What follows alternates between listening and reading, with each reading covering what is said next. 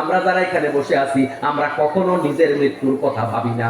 আমাদের মাথায় মৃত্যুর খবরটা কেউ বসে যে আমার দাড়ি এখনো কাঁচা আছে, যার দাড়ি পাকা হে আগে মারা যাইব, এটা আমাদের মাথা আসে। আমাদের মাথায় আসে আগে সভাপতি সাহেব মারা যাবে, উনি মুরব্বী মানুষ, আমরা তো পরেই যাব, আমার বাবা আগে মারা যাবে, আমার দাদা আগে মারা যাবে, আগে চেয়ারম্যান মারা যাবে, আগে বয়স্ক লোক মারা যাবে, আমি মারা যাব, এই চিন্তা আমি আপনি কারো মাথায় আসে না। আরেকজনের মরার পরে কি হবে সেটা আমি আপনি ভাবি, আমার মরার পরে কি হবে সেটা আমি আপনি ভাবি না। এজন্য আমার মুসলমান ভাইয়েরা, দুনিয়াটা বড় স্বার্থপরের জায়গা, কেউ কারোর নয়। সাময়িক এই ভালোবাসা এগুলা ছলনা মাত্র, ছলনা ছাড়া আর কিছু নয়। এজন্য নিজেকে নিজে ভালোবাসতে হবে, নিজের জন্য কিছু করে কবরে যেতে হবে।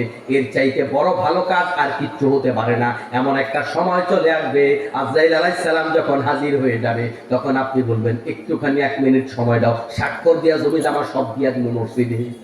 আজরাইল আলাইহিস সালাম আপনাকে 1 মুহূর্ত পর্যন্ত অবকাশ দেবে না।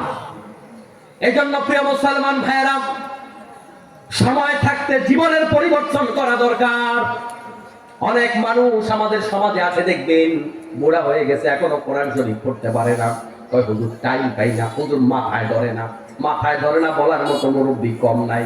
এই মুরব্বী 10 কানি জায়গা কিনছে মাথা খাড়াইয়া, এই মুরব্বী দাগন দিয়া বাড়ি করছে মাথা খাড়াইয়া, এই মুরব্বী ছেলে একটারে আমেরিকা পাঠাইছে, একটা অস্ট্রেলিয়া পাঠাইছে, একটা জাপান পাঠাইছে, নিজে কিন্তু মূর্খ।